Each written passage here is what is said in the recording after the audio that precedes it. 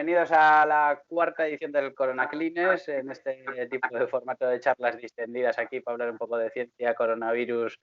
Hoy tenemos con nosotros a Anita Payo, ambientóloga, de las que crea ambiente, científica además exiliada, no sé si es el término correcto, humorista también y divulgadora científica y oceanógrafa, Sí. que está bien dicho, sí.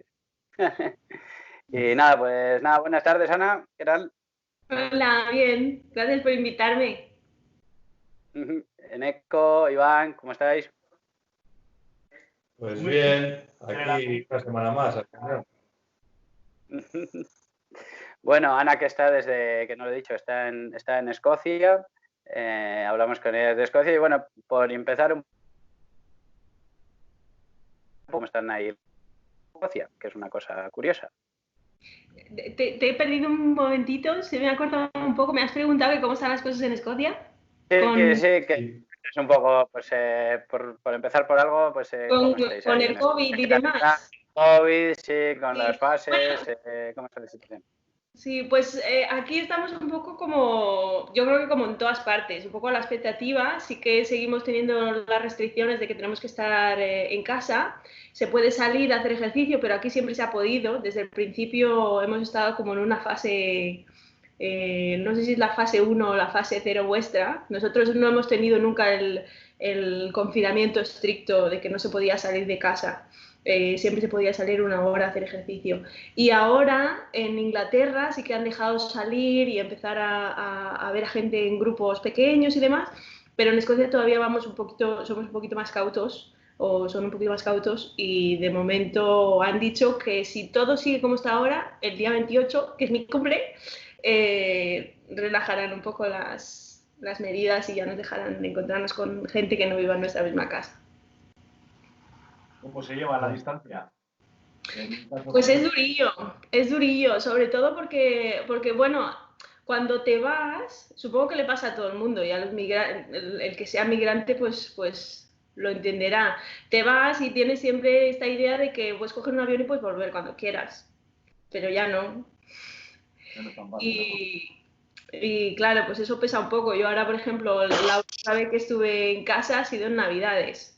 Y tenía pensado volver a España por un par de meses para hacer trabajo de campo, ver a mis padres, ver a mis amigos y demás, en marzo. Y ahora, pues no sé cuándo voy a poder volver, en función de cómo vayan lo de las cuarentenas, lo de la segunda ola, todo esto, está un poco por ver. Sí, digamos que los planes a medio plazo ya empiezan a ser ya como o largo o nada. Ya está todo olvidado ya ese tema. Aquí se está hablando de vacaciones nacionales, se está hablando de volver a las vacaciones esas de los 60, en las que iban en coche a los sitios. Bueno, que no está mal, ¿no? Porque es una de esas cosas que al final es como nos seduce lo exótico, lo de fuera, y no conocemos lo que tenemos al lado de casa. Esto yo creo que es una cosa que igual la gente que se ha ido a estudiar fuera pasa mucho, que cuando vas a un sitio a estudiar, casi siempre la gente que está de paso conoce mejor el sitio que los que viven allí. Porque, claro, estás el fin de semana, te vas a ver un sitio, otro no sé qué, y luego los que han estado allí dicen, pero yo no he estado nunca ahí, y te pueden empezar. Sí, verdad. Por lo cercano otra vez, ¿no? Sí. Eneco. Una preguntilla directa. ¿Alguien pregunta algo? Pregunto yo. Eneco. Pregunta tú. Yo mismo, ¿vale? Esta crisis nos ha demostrado que la ciencia era importante. Parecía que se nos había olvidado. Tú eres una persona que, como quien dice, has tenido que irte de aquí, porque tú aquí casi no tenías una posibilidad de seguir investigando al nivel que posiblemente estés haciendo ahora en Escocia. ¿Tú crees que esta pandemia va a enseñarnos algo en ese sentido? ¿Crees que va a haber una evolución positiva o se nos va a olvidar, como todos los grandes planes que hemos tenido en el confinamiento, de cuando se acabe todo voy a hacer esto y se nos olvida?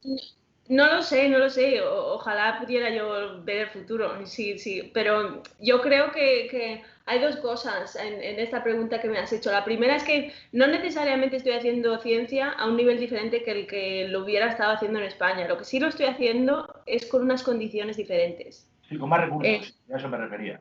A ver, no solo eso, sino las condiciones laborales. Porque la precariedad que hay en el sector de posgraduado, de la gente que está haciendo contratos postdoctorales, en España es brutal. O sea, hay gente que se pasa 10 años con contratos de 6 meses, con contrato de 1 año, con contrato de 2 años, con contrato de... Y es un poco como que se ha primado esta... Yo creo que en el fondo...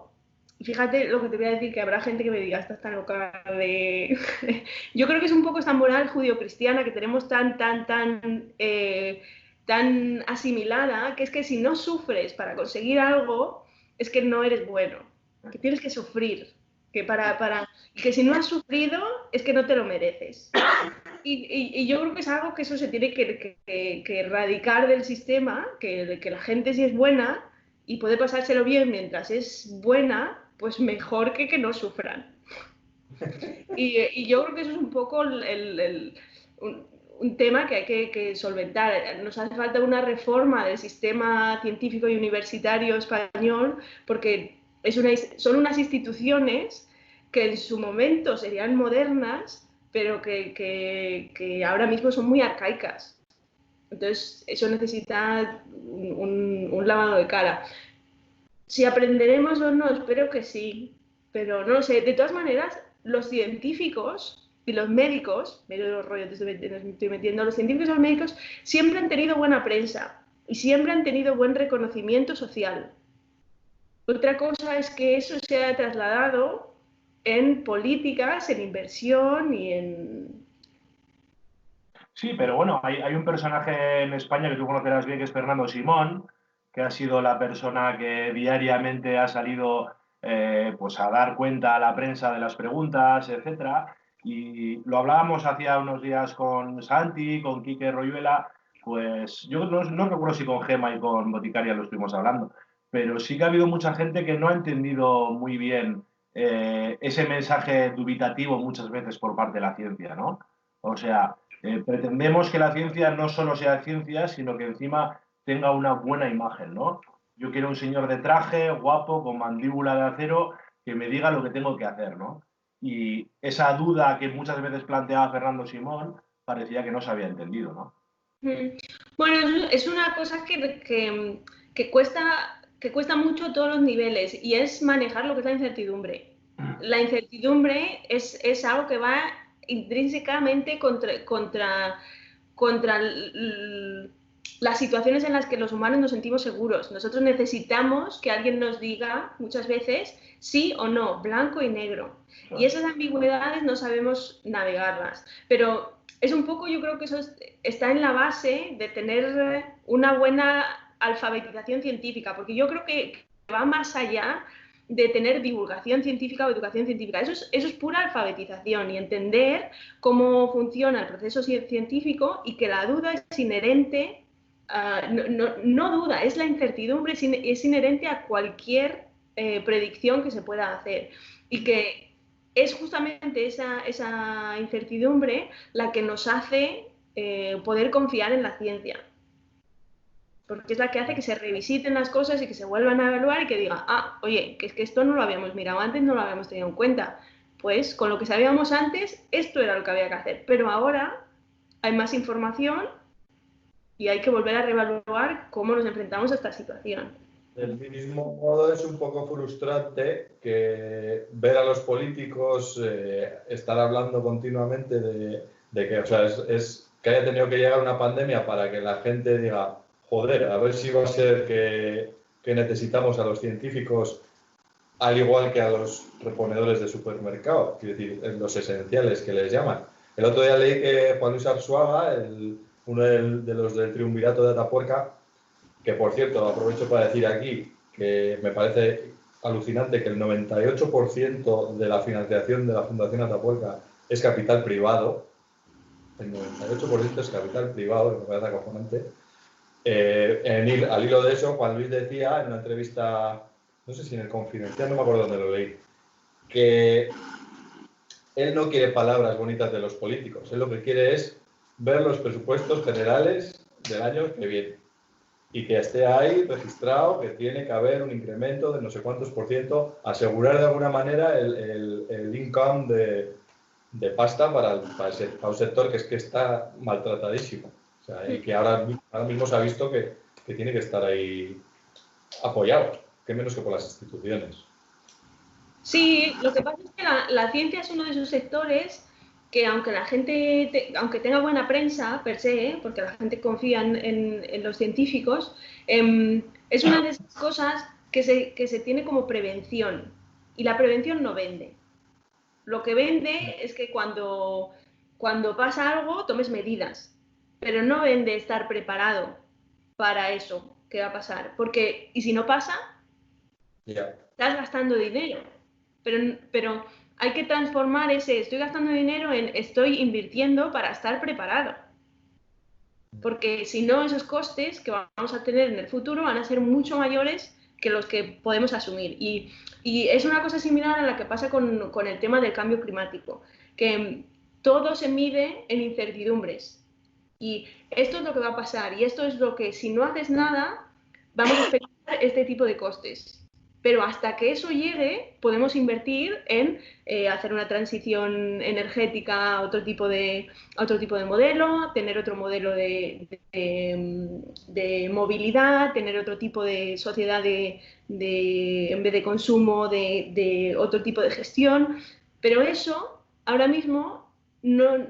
Las amenazas para mucha gente, aunque para los científicos sea aterrador y haya muchísimos científicos que incluso tienen lo que se llama ahora ansiedad climática, eso la gente de a pie no lo percibe, porque no ven la... Pero, por ejemplo, llegan certezas como lo que está pasando ahora, y esta misma mañana estaban discutiendo en la Comunidad Autónoma de Madrid, que andan a palos por presentar la historia para pasar a fase 1 con el Gobierno central.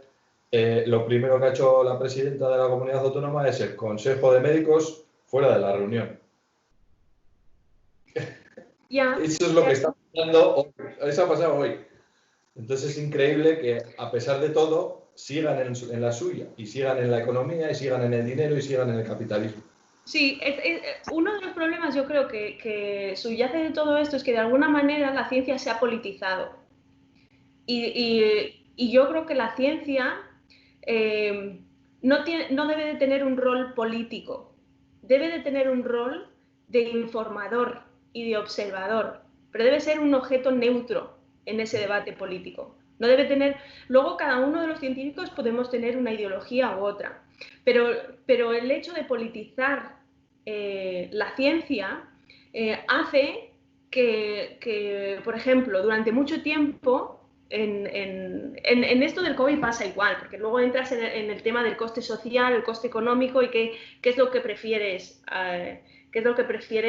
sacrificar. Pero los datos siguen siendo los mismos y la información que tú propones sigue siendo la misma. Y yo vuelvo al tema del cambio climático. Tú tienes unos modelos de cambio climático que no son de ningún color. O sea, no son ni del PP, ni del PSOE, ni de Podemos, ni de Vox. Ni deben de serlo. Son datos y es una realidad objetiva. Luego tú la interpretación económica y política que quieras hacer de eso es otra cosa. Pero lo que no se puede permitir es que alguien diga, no, es que esto no es verdad, porque lo ha dicho fulano, o esto no es verdad porque lo ha dicho mengano. No tiene nada que ver con lo que tú opines de economía o lo que tú opines de política. El cambio climático es real, viene y es una amenaza. Y es una amenaza social para los que estén en el lado de pensamiento que sea más de izquierda, y es una amenaza económica y para el modelo capitalista, para los que sean de modelo liberal, capitalista. Entonces, es un poco yo creo que los científicos tenemos que tener una posición que sea neutra en nuestra capacidad científica. luego en nuestra vida personal y en nuestra vida privada, incluso en la pública, tú puedes tener una opinión y yo tengo una opinión política. Pero cuando yo doy datos científicos, yo tengo que ser científica. Y tengo que exponer qué es lo que va a costar. Yo puedo usar distintos argumentos para convencer a una parte o a otra. Pero lo que no se puede hacer, o yo creo que no debemos hacer, es convertir este tipo de temas en una batalla política. Porque la ciencia, por ejemplo, la inversión en ciencia, es mejor para el modelo capitalista y es mejor para el modelo que tiene un calado más social. Ambos modelos serían mejores si hubiera más inversión en ciencia, independientemente del color. Sí, sí. Lo que ocurre es que muchas cosas... No, perdón, Ander. Dale, perdona. Nada, no, bueno, si querías hacer algo al hilo del tema, le iba a cambiar un poco. No, venga, sí, iba a hacerlo, pero no. Decía el otro día Quique que a la ciencia se le exigen certezas absolutas, inmediatas, pero que luego eso se le exige, pero que luego no hay un compromiso detrás ni de dinero, ni de inversión y tal. Y claro, según la ciencia toque los intereses de unos o de otros, pues ahí es cuando se vuelven los tintes políticos y cuando uno defiende o niega según lo que le interesa. Yo le quería preguntar a Ana también, un poco hablando un poco de divulgación científica, y viendo un poco la reacción que ha tenido la sociedad ante pues, muchos bulos que nos hemos comido y cómo han reaccionado ante la información que ha llegado. Si crees, Ana, que se ha hecho una buena divulgación en España o si el mundo de la divulgación se puede sentir orgulloso o al contrario puede decir, ay, pues tenemos una sociedad más científica de lo que creíamos. Yo creo que la comunidad de divulgadores científicos en España es brutal. O sea, ahora mismo hay muchísima gente haciendo divulgación a un nivel que hace 10 años no estaría en el imaginario de nadie. Sí que creo también que hay un poco de oportunismo y muchas veces nos puede la prisa y nos puede estar en los sitios que toca estar cuando hay que estar. Y igual lo que toca es decir, no tengo ni idea de esto, yo de esto no puedo hablar. O lo que voy a hacer es, en vez de yo contar esta historia, lo que voy a hacer es entrevistar a alguien que sí que sepa del tema. Uh-huh. Y yo creo que también otra cosa que pasa es que toda esa comunidad de divulgadores científicos muchas veces es un gueto. Y es un gueto que está en plataformas que no son accesibles a la mayoría de la población. La mayoría de la comunidad de divulgadores está o en blogs en internet o en Twitter, o ahora hay transición a otras plataformas como puede ser, pues, YouTube lleva durante mucho tiempo, pero Twitch o cualquiera de estos modelos. El público de esas plataformas es un público muy específico y es un público que por lo general ya tiene un nivel de educación y de alfabetización científica muy alto. ¿Qué pasa? Yo creo que el reto ahora es cómo transformamos toda esta comunidad de divulgadores científicos para alcanzar al gran público. Y hay muchas iniciativas, como por ejemplo ha sido Naucas antes de que pasara todo esto, que tiene un montón de eventos, que ha como descentralizado lo que es la divulgación y la ha llevado a los sitios, a cada sitio donde la gente puede interaccionar con ello. Pero aún así, la mayoría de la gente, yo creo que al final la divulgación es algo elitista. Y el hacer una democratización real de eso y que llegue a todos los pueblos, a los rincones más recónditos de España, ese es el reto, porque al final lo único que estamos haciendo es darnos palmaditas en la espalda unos a otros y diciéndonos qué bien estamos haciendo esto, cómo me gusta esto que haces, me encanta qué es esto que haces, porque es los mismos formatos que estamos haciendo unos y otros. pero luego el impacto de cuánta gente lo ve es muy alto, pero siempre es la misma. Uh-huh. Uh-huh. Sí, bueno, yo aparte, la calidad de los divulgadores a mí me encanta, que creo que es un boom también. El otro día aquí que decía que estamos estamos mejor que los últimos 15 años y bueno, y ahora con todo el tema digital, plataformas, youtubers, tal. Lo que pasa es que muchas veces por falta de medios, por falta de accesibilidad o a veces de lenguaje incluso. Sí, yo me pregunto muchas veces, yo sinceramente es una cosa que llevo tiempo queriendo hacer, pero que por unas cosas y por otras al final no hago, y es sobre todo por falta de tiempo. Yo llevo mucho tiempo pensando en hacer una columna en el periódico de mi ciudad. El periódico de mi ciudad lo lee más gente que vídeos puedan ver en internet que yo haga. Entonces, igual esa transición de que sí que la digitalización es maravillosa y es global y nos da impacto a unos niveles que antes no eran posibles, pero igual hay que volver a la base y ver con qué medios está la gente interaccionando. Eso no hemos dicho que Ana es de Zamora y no deja de ser curioso que una zamorana decida estudiar ciencias del mar. Y mi hermana también es oceanógrafa. ¿De dónde te vino eso? Me vino, sinceramente, de estar más perdida que el barco o el arroz. A ver, Igual que el otro día. Bellas Artes, Quique. Porque a mí, yo cuando yo estaba en el cole, yo fui, durante primaria, por ejemplo, fui muy mala en el cole.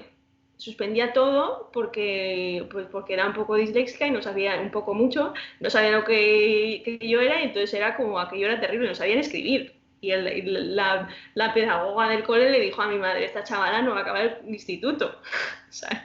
Pero luego ya pues saqué las herramientas que necesitaba a fuerza de hacer cuadernos de rubio, y al final me gustaba ir al cole y demás, pero me gustaba todo. Yo sigo siempre súper dispersa. Yo, pues eso, pues hago divulgación, hago modelos de matemáticos, es como, soy muy dispersa, entonces me gusta todo. Entonces cuando me dijeron que iba a estudiar, yo dije, pues me gustaría estudiar matemáticas, me gustaría estudiar física, me gustaría estudiar filosofía, me gustaría estudiar arte dramático, y al final lo que hice fue comprarme una guía de esas de universidades, de esas tocho ese que te vendían en el kiosco. Entonces yo cogí, fui tachando y al final me quedaron 2 carreras, que eran ciencias del mar y ambientales, que eran las que tenían un poco de todo, el batiburrillo. Y por eso estudié ciencias del mar y ambientales. Y por eso me fui a Cádiz a estudiar, porque pensaba, si estudio solo biología me voy a aburrir, si estudio solo matemáticas me voy a aburrir.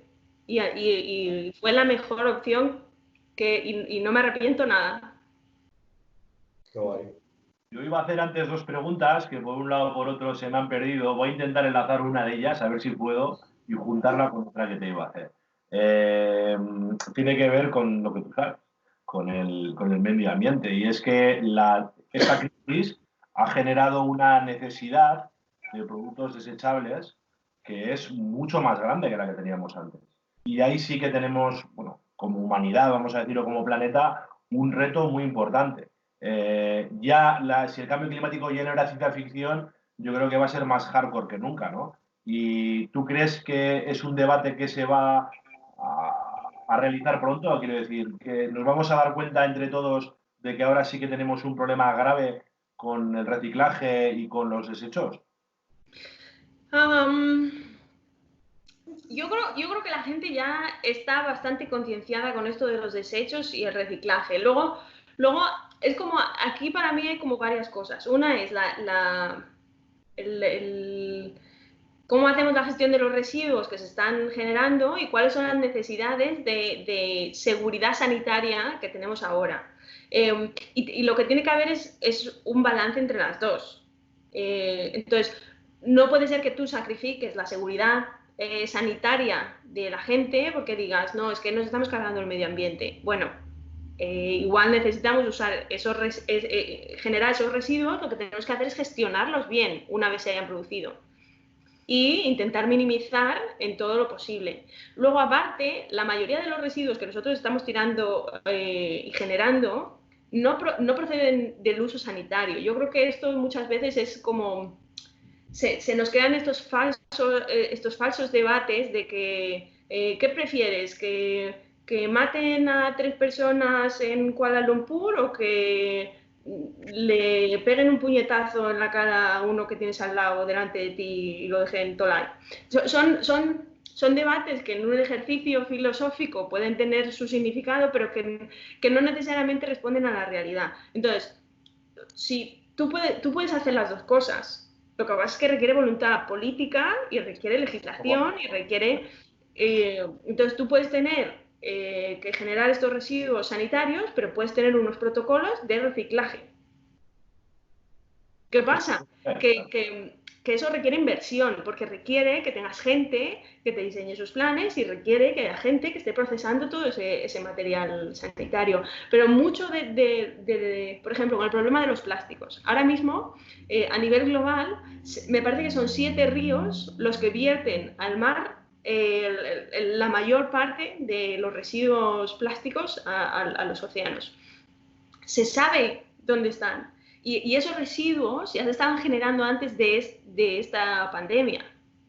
O sea, lo que estamos haciendo es poner por demás. Y lo que teníamos que hacer era que toda esa base que ya estábamos produciendo y que no se estaba gestionando, se tiene que gestionar. Lo que ocurre es que tenemos siempre un poco la concepción de que lo del cambio climático es algo que va a medio plazo, ¿no? Por ejemplo, en Reino Unido hay un grupo, no sé, denominado como subversivo en algunos sitios, que ahora no recuerdo el nombre, por cierto. Extinction Rebellion. ¿Cómo es? Extinction Rebellion. Extinction Rebellion, esos son, sí.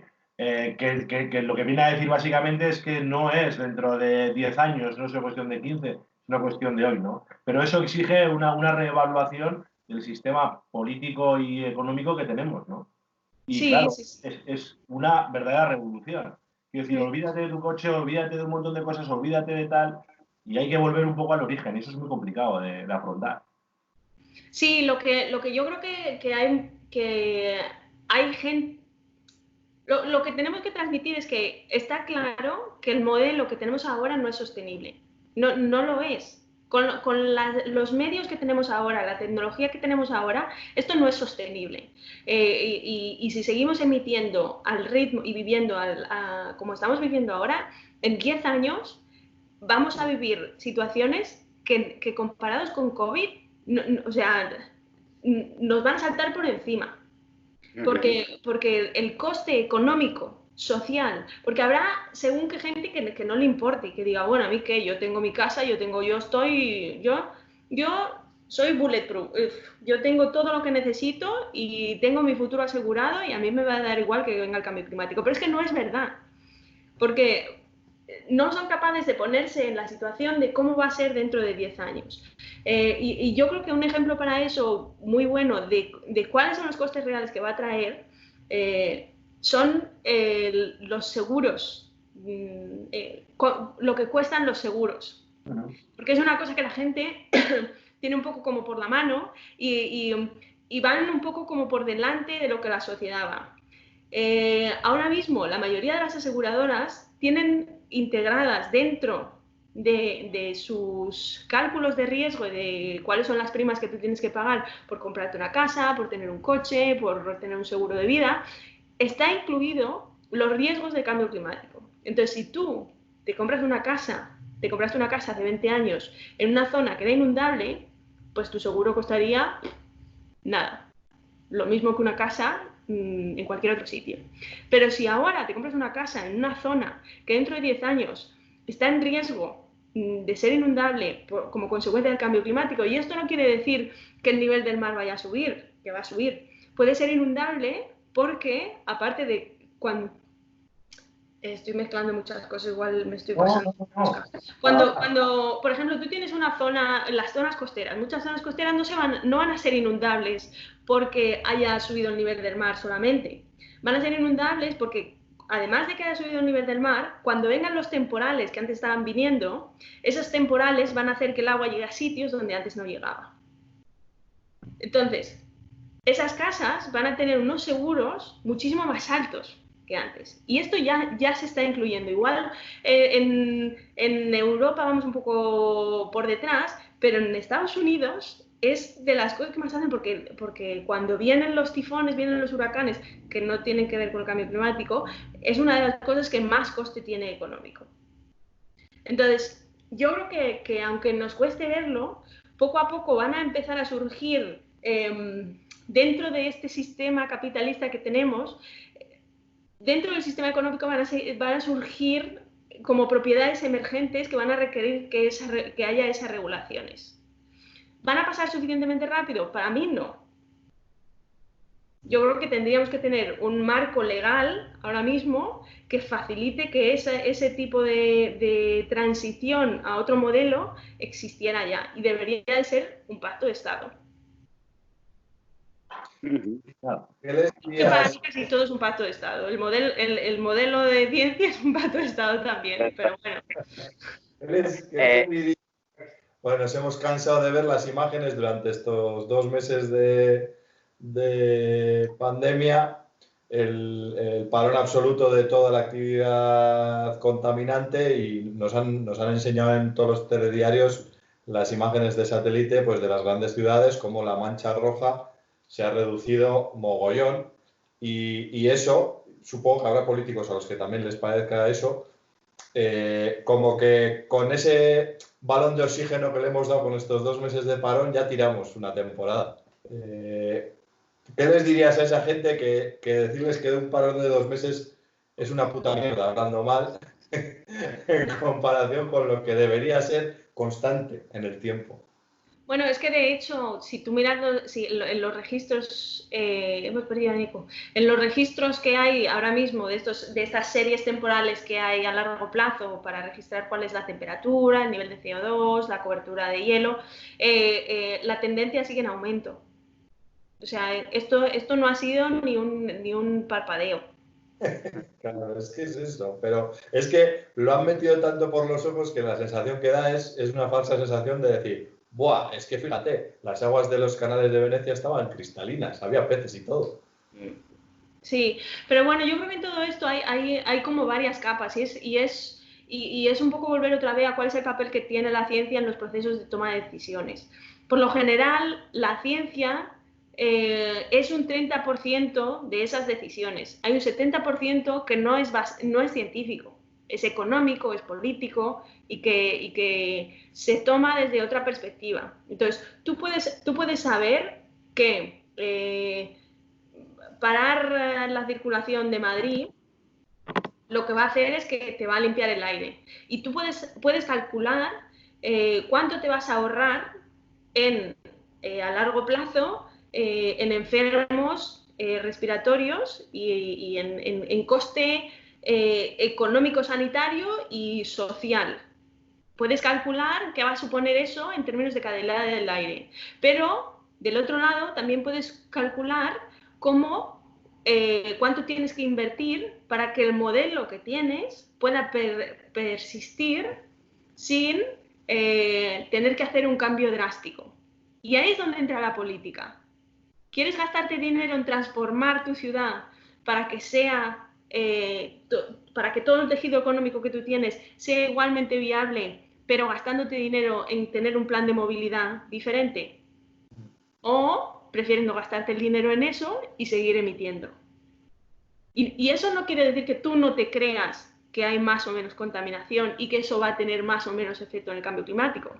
Te lo puedes creer. Lo que pasa es que tú dices que para ti eso es secundario. Ya. Es una declaración de intención. Esa es el balance entre política y ciencia. Te puedes creer la ciencia o no, pero luego la ciencia no es la que toma las decisiones. ¿Le ha venido bien el COVID, así muy figuradamente, a la lucha por el cambio climático? Porque ha puesto evidencias y tal. No lo sé. No lo sé. Por lo general, cuando hay crisis económicas, se recorta en medio ambiente. Es la primera cosa que sacamos tijera. Lo que sí que es verdad es que ha demostrado como muchas cosas se pueden hacer de otra manera y que muchas de las cosas que estábamos haciendo y que decíamos que no se podían cambiar, es como hay un meme por ahí que dice que es como un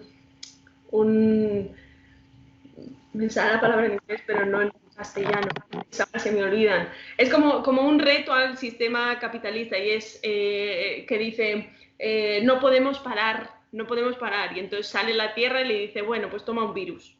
Y entonces todo se para y todo eso que todo el mundo decía, no, no, no, es imposible, no se puede hacer, no se puede trabajar desde casa, no se puede hacer, ocurre. Luego habrá que ver quién está pagando el coste de que eso ocurra en casa, quién tiene los cuidados, quién está haciendo todo eso y quién luego a largo plazo está soportando ese coste social que debería haber asumido la administración y que asume el individuo y generalmente las personas más desfavorecidas y en muchos casos las mujeres. Pero sí que es verdad que ahora mismo hay muchas discusiones que están pasando debajo de la mesa en paralelo a cómo se gestiona el virus y la pandemia sobre cómo usar esto como un trampolín para generar una transición a otro modelo. Y cómo a partir de aquí la salida de esto debe ser verde. Esas discusiones están ocurriendo. Y la cosa es que esto es un debate que debe tenerse no solo a nivel local, como a todos los niveles políticos, de regional, a municipal, regional, nacional e internacional. Y justo hemos tenido, yo creo que la mala suerte de que esto ha pasado en un momento en el que hay muchos gobernantes que están en contra de abogar por el cambio climático, por una transición. Tenemos a Trump, tenemos a Bolsonaro, hay grandes poderes ahora mismo que luchan en la dirección contraria. Y sí que es un paso atrás de cara a todos los acuerdos que se firmaron en París. Eso fue un hito comparable con la firma del Tratado de Antártico, en el que se dedicó la Antártida para la ciencia y la paz, como continente para la ciencia y la paz.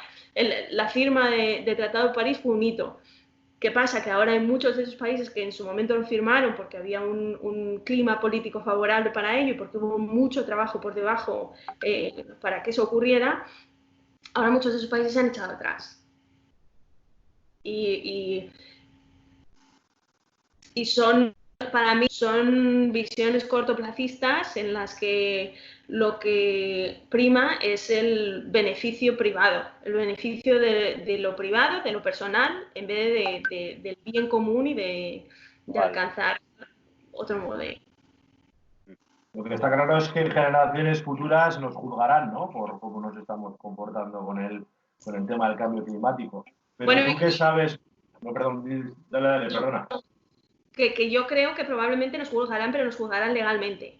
O sea, que llegará un momento en el que igual que se juzgaron en el pasado los genocidios, que habrá un momento en el que los delitos ambientales, que será un crimen contra la humanidad, contra las generaciones que vienen, porque les estamos abocando a un futuro que ellos no tienen poder de decisión, no tienen capacidad de cambiar las cosas con la edad que tienen porque no pueden votar, y aún así van a ser los perjudicados de todas las decisiones que nosotros estamos tomando. Claro. Es que realmente lo que te quería acabar preguntando es, como parece que somos incapaces de comunicar todos, ¿no?, a quienes pueden tener poder de decisión, la importancia que tiene el cambio climático, porque siempre parece que es algo que es muy a medio plazo, aparecen figuras que son un poco fuertes, como la de Greta Thunberg. Y la pregunta que tengo para ti es, ¿qué opinas? ¿Consideras que es contraproducente? ¿Consideras que es una persona que ha podido con su imagen avanzar en ciertos temas que están quizá un poco estancados. ¿Qué opinas?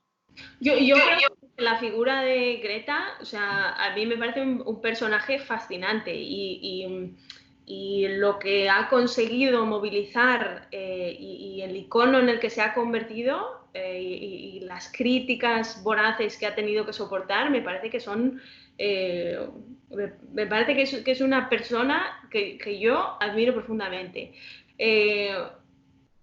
Luego sí que me parece que nosotros como sociedad tenemos que tener capacidad de filtrar según qué cosas. Por ejemplo, me parece que la comunidad periodística, el mundo de los medios, les encanta un titular y les encanta una figura como Greta, porque además es un personaje que tiene unas particularidades que la hace muy llamativa. ¿Qué pasa? Que le hemos dado voz a una persona que tenía mucha capacidad de mensaje, pero hay muchísimos científicos que llevan 20 años investigando sobre el cambio climático, llevan diciendo esto y no se les da las plataformas y la voz que ha tenido Greta. Entonces, para mí esto no es una crítica para Greta. Creo que Greta tiene su papel y que lo hace de una manera maravillosa. Para mí la crítica es, primero, para los medios de comunicación y segundo, para los científicos. ¿Dónde estamos nosotros? ¿Dónde están los científicos haciendo que esa ciencia llegue a donde tiene que llegar? ¿Y por qué no somos capaces de convencer y de generar ese mensaje? Entonces, aquí surge esta cosa que muchas veces es difícil porque también entra en el terreno político y mucha gente no se quiere mojar en lo político y es que las ONGs tienen una capacidad de movilizar a gente brutal, pero muchas veces les falta información y les falta ciencia. Porque se crean una historia en la que son capaces de cautivar al personal, pero a veces se olvidan de dónde vinieron por contar la historia que querían. A los científicos, por otro lado, están tan pegados a su ciencia y tan arraizados que son incapaces de digerir lo que eso significa y hacer que el público general sea capaz de entenderlo y sea capaz, y no es culpa del público en general, porque no se puede asumir, yo estoy completamente en contra del científico en su torre de marfil que piensa que el público en general, que son todos tontos y que no se entiende el modelo de, se lo voy a contar a mi abuela. Bueno, pues igual mi abuela te da 20 vueltas, si me lo explicas, y te pone a vivir esa hipótesis que tú me estás contando. Entonces, creo que tenemos que encontrar fórmulas en las que las ONGs que tienen la capacidad y el entrenamiento para movilizar gente y los científicos que tienen los datos hablen unos con otros y sean capaces de cambiar la opinión política y el conocimiento que hay afuera. Esto es lo que yo pienso. ¿Qué te parece? Me parece muy bien. Hablando antes de entrar en antena, voy a decir, nos has dicho que este virus de alguna manera ha podido llegar a donde ha llegado porque se están deteriorando los ecosistemas de tal manera que ni mucho menos probablemente no vaya a ser el único. O sea, que esto va a pasar más a menudo de lo que debiera porque nos estamos cargando toda esa burbuja de protección que la Tierra tenía, que hemos ido comiéndole y que nos va a joder bien jodidos si seguimos así. ¿Qué puedes aportar de luz en ese debate? Bueno, es un poco... El de Brasil ya va mal la cosa. O sea, sí, bueno, yo creo que esto es una llamada de atención. Y es una llamada de atención primero a los científicos que no hemos sido capaces de alertar y de hacernos escuchar, y de la sociedad que no ha sido capaz de escuchar lo que estamos diciendo. Y es una vez más uno de estos casos de que se trata de un problema de prevención. La prevención no vende, la protección de las cosas que ya están no venden. Lo que vende es cuando se nos muere el mar menor, coger y ir a hacernos la foto cuando lo hemos recuperado. pero es que no debería de hacer falta esa foto. Lo que debería de hacer falta es que el Mar Menor se cuide y se mantenga como está. Pero este tipo de cosas nos cuesta reconocerlas. Entonces, ahora mismo lo que nos ha pasado es que hemos simplificado los ecosistemas. Y también este es uno de los problemas de comunicar procesos ecológicos, que son procesos tan complejos que muchas veces no es posible simplificarlos. Y no es posible decir, pues si haces esto va a pasar esto. Porque si haces esto, puede pasar esto, pero en función de lo que pase aquí y aquí, podría pasar esto o lo otro o lo otro. Entonces, estos mensajes son difíciles de transmitir. Pero sí que podemos destilar ideas como que si tú simplificas los ecosistemas, que si matas especies y se extinguen especies y se reducen los niveles tróficos que hay entre nosotros y la vida silvestre, entonces tú vas a tener mucha más probabilidad de contagiarte con patógenos que antes no tenías por qué estar expuesto. Y esta advertencia de que las pandemias van a venir, que cada vez van a ser más frecuentes, lleva bastante tiempo en la literatura científica y hay científicos que una vez más están alarmados. Lo que pasa es que esa alarma científica no llega a ser mainstream, no alcanza, porque parece que es como, bueno, pues tú estás encantado con tu libro y estás ahí, pero es una amenaza real. Y es difícil de transmitírsela a la gente, pero al final lo único que tenemos y lo que está soportando nuestra vida aquí es la naturaleza. Y si no la cuidamos, pues al final nos quedaremos sin todo lo que tenemos. Lo que está claro, por ejemplo, es que en tu disciplina se maneja mucho el tema de la movilidad de poblaciones.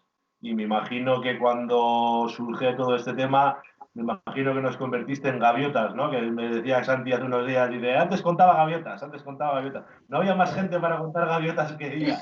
No, pero al final quiero decir, esos modelos de poblaciones, de todos estos movimientos que hemos tenido, pues evidentemente una pandemia podría haberla habido prácticamente igualmente, pero mucho más alargada en el tiempo. Ahora es verdad que el mundo está mucho más reducido, las comunicaciones son mucho más rápidas, pero ahí sí que hay, en tu disciplina, sí que estudias también comportamiento de animales ante cosas parecidas. No exactamente como esto, pero con respecto a otras cosas como puede ser alimentación, ordenamiento, lo que sea.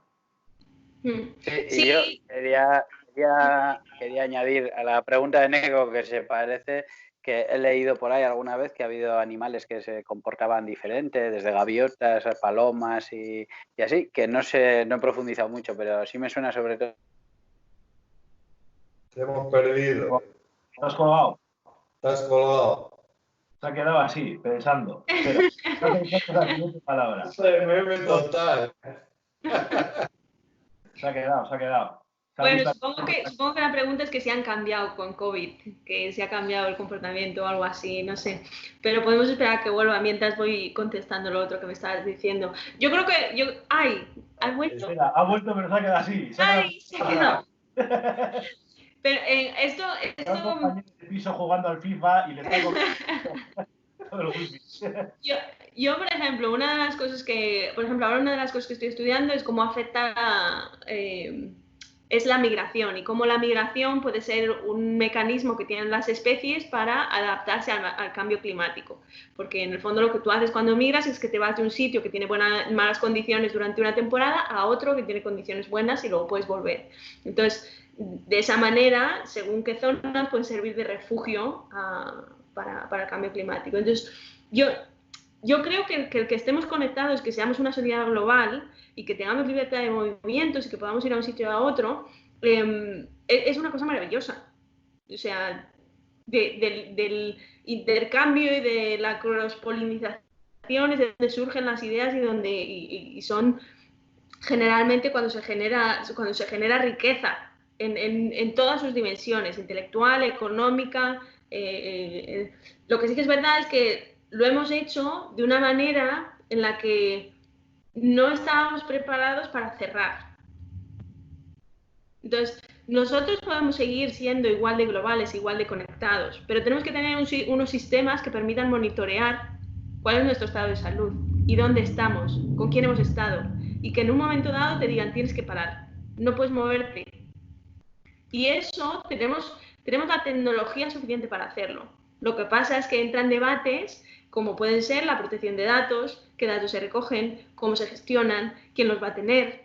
Entonces, nos enfrentamos a debates que son más morales y de un carácter más filosófico que no tengamos capacidad para hacerlo. Podemos seguir siendo globales. Lo que pasa es que... Bueno, en Corea del Sur se ha hecho, ¿no? Si no recuerdo mal. Es una aplicación que leí un poquito por encima cómo funcionaba. Tú tienes una aplicación, tú estás con un compañero de trabajo que también tiene esa aplicación, tu móvil se intercambia con ese móvil 10 mensajes que están cifrados y si hay una persona que está infectada, se mira los mensajes que ha enviado y se compara con los móviles a los que los ha enviado para poder tener una interrelación de todas las personas con las que tú te has encontrado en movilidad durante los últimos 20 días. Por lo visto, es privada, quiero decir, protege tus datos, es anónima, pero sí que volvemos al debate de Black Mirror, que también nos gusta mucho en esta charla. Siempre que acabamos hablando de Black Mirror, no sé cómo lo hacemos. Pero quiero decir, la tecnología evidentemente sí existe, es lo que decías. En Corea del Sur, en Corea del Norte no han hecho nada. Si lleva un infectado, como en Apocalipsis Z, te quitan los dientes, se acabó el problema, ¿no? O sea, es lo que tiene. Sí. Pues antes se nos ha quedado congelado, no sé, se ha quedado mirándose al espejo, se ve guapo. Todavía. Ahora vuelve. Ahí vuelve, no vuelve. Ahora. Yo os escucho todo el rato, os escucho todo. ¿Qué era lo que me preguntabas antes de las especies que cambiaban su comportamiento? Exacto, era eso, que había leído que había algunas gaviotas, palomas y algunas, sobre todo aves, que habían cambiado los comportamientos. Bueno, o sea, ahora mismo es difícil de saber porque uno de los retos a los que se han enfrentado, por ejemplo, la comunidad científica ahora mismo durante el COVID es que todo el campo se ha paralizado durante el periodo de la cuarentena. Entonces, muy poca gente ha recibido autorización y ha requerido diplomacia científica con los cuerpos de seguridad, con los directores de los institutos, y hay poca gente que ha conseguido ir a recolectar datos de la serie de datos que ya existían. Que esto será una cosa que será interesante ver de aquí a 5 años, como en un montón de series de datos habrá un agujero en 2020 porque no se pudo salir al campo, porque no se daban las medidas necesarias para poder ir al campo. Entonces, muchas de las cosas que salen por ahí en redes ahora mismo, yo sospecho que muchas se cogen así con pincitas. De que pues ahora vemos corzos en mitad de un pueblo en Grazalema o vemos los jabalíes en Barcelona. Bueno, la pregunta es, ¿la gente que vivía allí los veía antes o no? Porque es posible que los hayan visto ahora, pero es posible que los llevan viendo 20 años y que los sigan. Entonces, sí que es verdad que nosotros hemos abandonado espacios y que al final la vida se abre camino y vuelven a utilizar espacios que antes no usaban. En el caso de las gaviotas y de las palomas es un poco diferente y es porque tanto gaviotas como palomas viven mucho de mendigar, por así decirlo, y de robar. Entonces, muchas de las gaviotas lo que hacen es que pues, van a la playa y están allí comiéndose los meriendas o lo que deja la gente que ha ido a la playa, o van a los restaurantes a picotear en la basura. Incluso, por ejemplo, ahora sería muy interesante ver, por ejemplo, en las islas, donde hay muchísimo turismo y se genera muchísima materia orgánica, muchísima basura, y es de donde están comiendo muchas de las gaviotas, ver qué ha pasado con esas poblaciones, dónde están yendo a comer ahora, porque si no hay turistas no hay tanta basura como había antes. ¿Sigue habiendo suficiente o no? Y luego muchas de esas poblaciones son muy sensibles, de alguna manera, por decirlo de alguna manera, a cambios inmediatos. Por ejemplo, no sé hace cuánto fue, pero en Múnich hubo una temporada en la que tenían un problemón con las palomas, porque la gente iba y les daba comida y tenían un problemón con las palomas. Y hubo ¿cómo se llama? Un bando municipal, no sé cómo.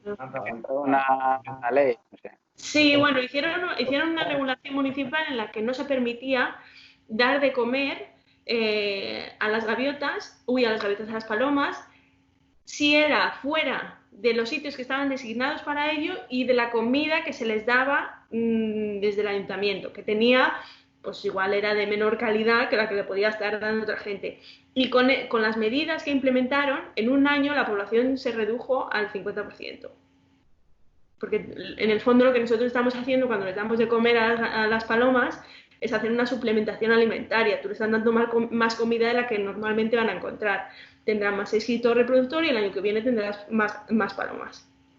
Entonces sí que es posible que haya habido cambios de este tipo, pero ahora mismo es prácticamente imposible saber si es verdad o no, o si es sencillamente unconscious bias, ¿cómo se dice esto en castellano? Sesgo de confirmación. Que lo que tú ves, como lo vas buscando, pues lo ves más. Entonces, sin datos es difícil decirlo, pero... Está haciendo Iñaco en Twitter un hilo muy distópico sobre las gaviotas, que si no lo has visto te lo recomiendo, porque habla de comportamientos cuasi humanos a medida que él va poniendo fechas aleatorias. Sí, lo vi. ¿Lo has visto? Sí. Es buenísimo, me parece genial. Sí. Vale, hacemos una ronda última. Ana, no sé si tienes algún libro, alguna web o algo así. Que esto es muy humilde. No, no tengo promoción. ¿No tienes la promoción? No, yo voy haciendo mis cosis y yo voy haciendo mi ciencia y de vez en cuando colaboro con unas cosas y otras, pero no tengo... Ya, es que bueno, los demás que han ido pasando, pues una web o su sitio de Bueno, divulgación o un libro. Pero yo no vivo de la divulgación, yo vivo de la ciencia. Entonces, para mí la divulgación y estas cosas que hago son parte de mi responsabilidad social corporativa y de mi ocio, porque la hago porque me gusta. Tampoco hay tanta gente, ¿no? Tampoco hay tanta gente, ¿no? Quiere decir que tampoco hay tanta gente que viva de la divulgación. O sea, sí, no hay, creo. No. Decía que no te hemos comentado nada del viaje a la Antártida. Ah. ¿Cómo fue esa aventura? Qué guay, ¿no? O sea, yo me considero una privilegiada total y absoluta. O sea, el hecho de haber podido estar allí y además que al final he ido 2 veces, una vez fui de alumna y otra vez de faculty, es el lugar más bonito del planeta. O sea, es que no tiene comparación.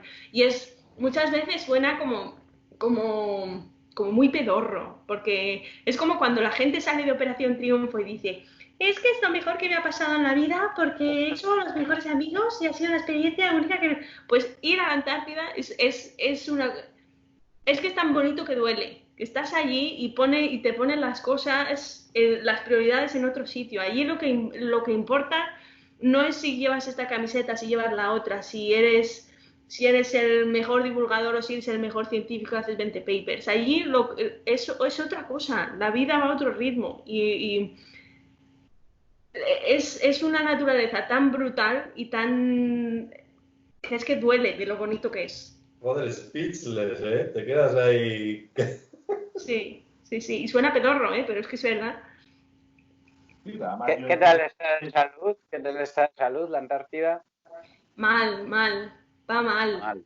Sí, bueno, son los ecosistemas que son más vulnerables al cambio climático, porque en el fondo, si tú vives en una zona, pues por ejemplo, España en general, nosotros tenemos una franja climática que estamos en...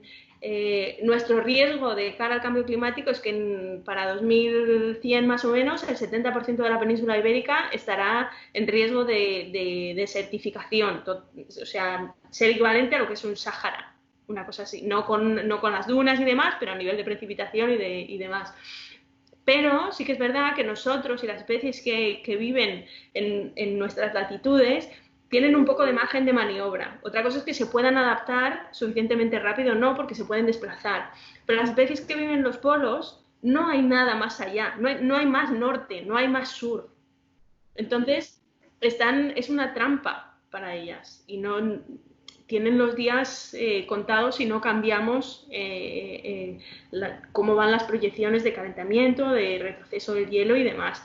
Y el peligro, sobre todo, es que lleguemos a unos puntos de no retorno, que son los puntos de inflexión, que entonces, aunque si llegamos a alcanzar esos puntos, da igual las medidas que implementemos después de llegar a ese momento, porque ya no vamos a volver atrás. No vamos a poder. Ahora es como, de alguna manera, es como si rompemos un plato, lo podemos volver a pegar. Cuando pasemos de ese punto, de esos puntos de no retorno, como puede ser el que se derritan la base de los glaciares y todas esas capas de agua y de hielo entren en la masa del océano Antártico, entonces ya no habrá vuelta atrás, ya no se puede pegar el plato, ya no hay plato.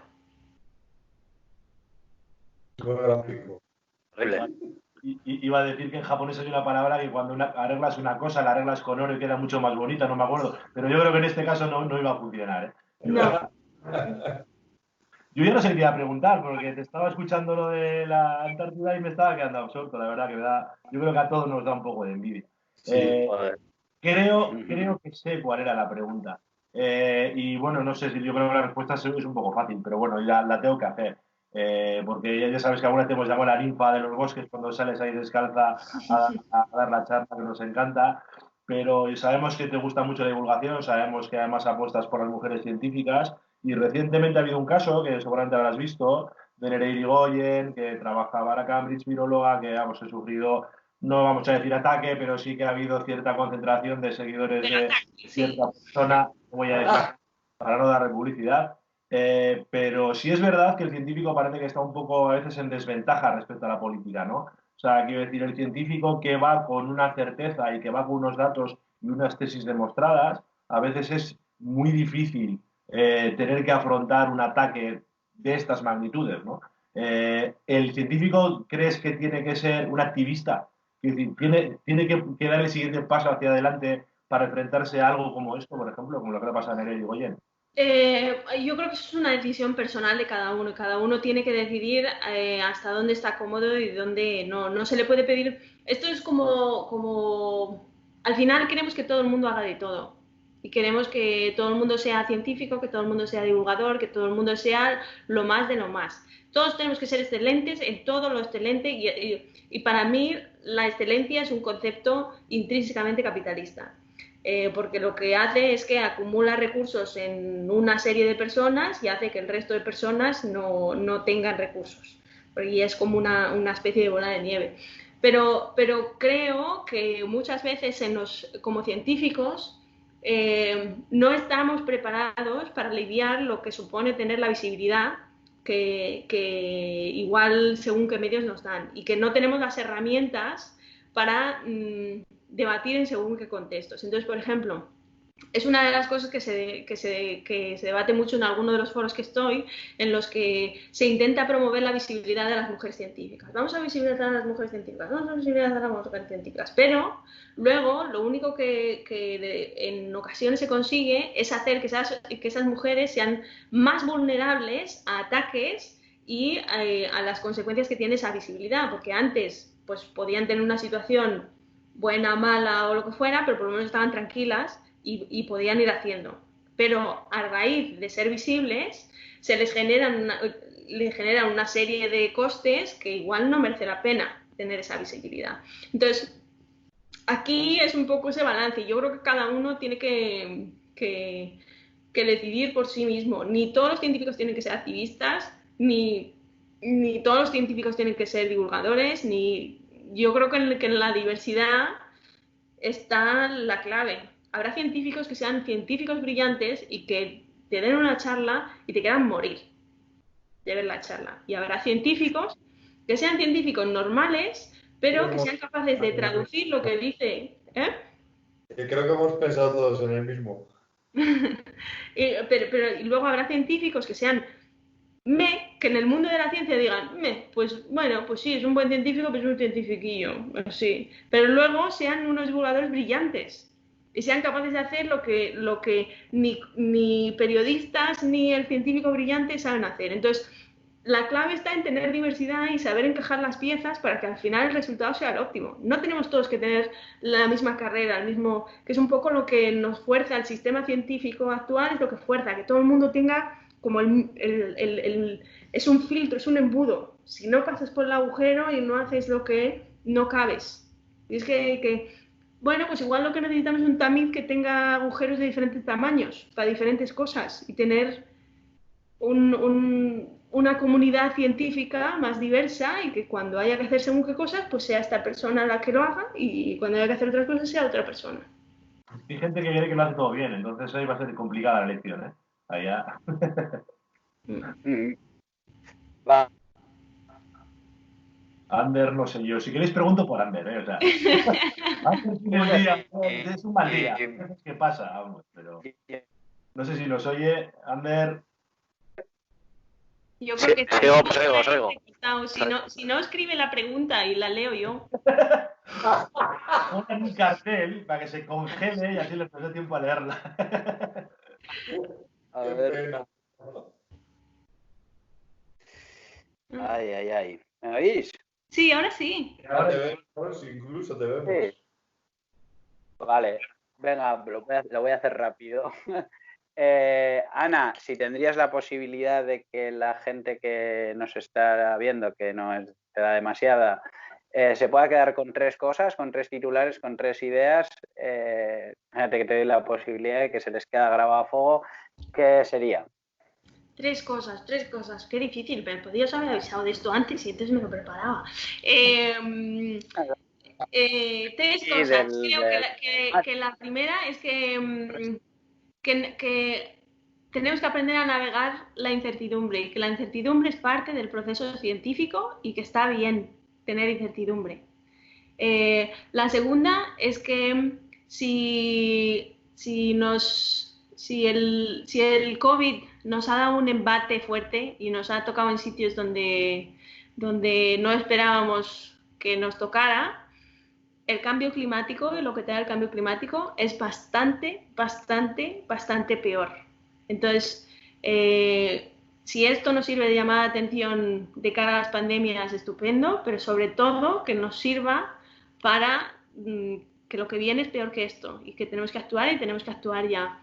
Y lo tercero, gracias por aguantar hasta ahora y por escuchar.